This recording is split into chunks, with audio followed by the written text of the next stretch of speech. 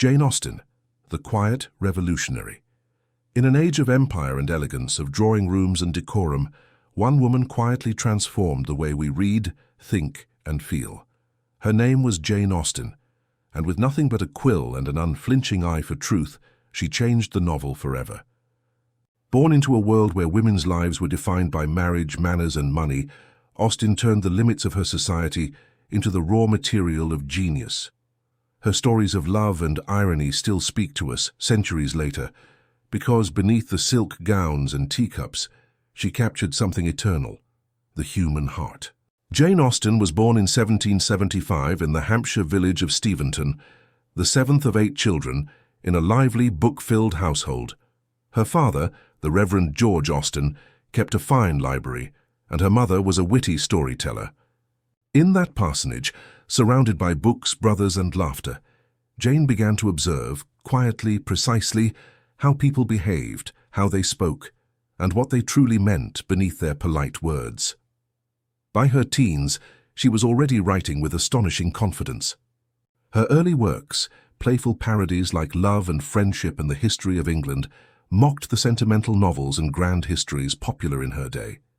Even as a girl, she saw through pretension.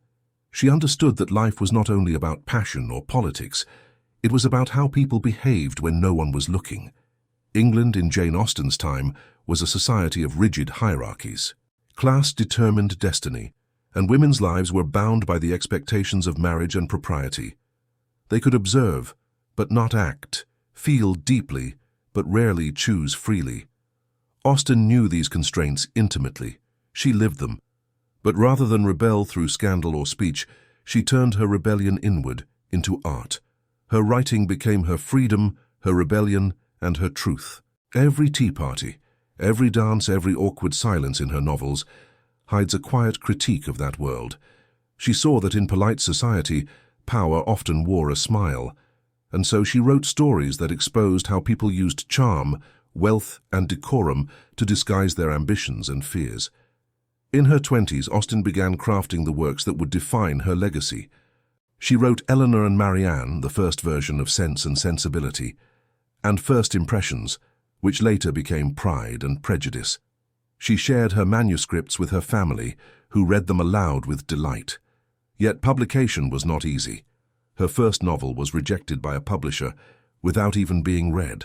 When Sense and Sensibility finally appeared in 1811, it bore no name, only the modest credit, by a lady. But the book quietly made its mark.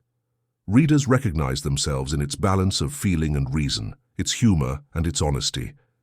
A new kind of realism had arrived, one that didn't rely on melodrama or heroes, but on conversation, character, and subtle truth. What made Jane Austen extraordinary was not her plots, but her perception. She turned the smallest gestures, a look, a letter, a line of dialogue, into revelations about pride, self-knowledge, and moral growth. Her irony was not cruel, but clarifying. In Pride and Prejudice, she dissected vanity and misunderstanding with laughter. In Emma, she explored the blindness of privilege.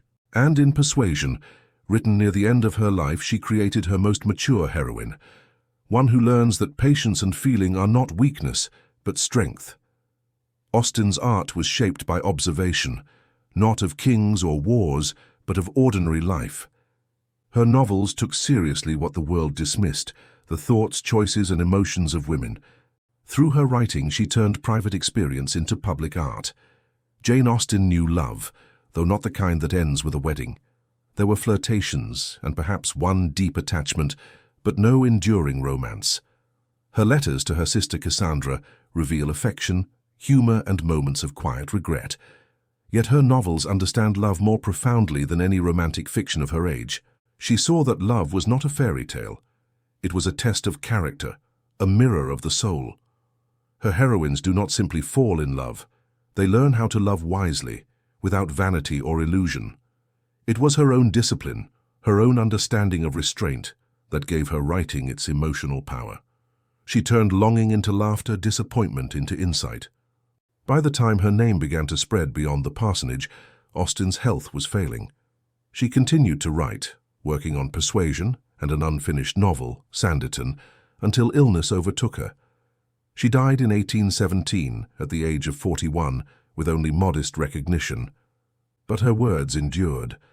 In the decades that followed, readers rediscovered her novels, not as light romances but as works of wit, intelligence and depth.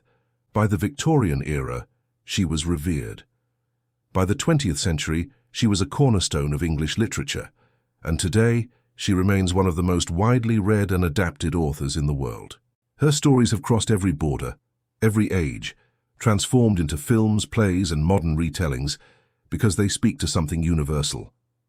In every age, we still recognize her irony, her insight, and her faith in reason, kindness, and self-knowledge. Jane Austen lived a quiet life. No fame, no wealth, no grand adventures. And yet, through her writing, she captured the complexities of human nature, with more truth than many who shouted their thoughts from the public stage. She once wrote, "The little matters of life may seem trivial, but they are the blood and bones of it." That is her gift to us, the understanding that within ordinary lives lie extraordinary depths. Her world may have been small, but her vision was vast, and through her words, sharp, wise, compassionate, Jane Austen still invites us to look more closely at ourselves and to see that even the quietest voices can echo across centuries. Please like, comment, share and subscribe for more Behind the Pages videos.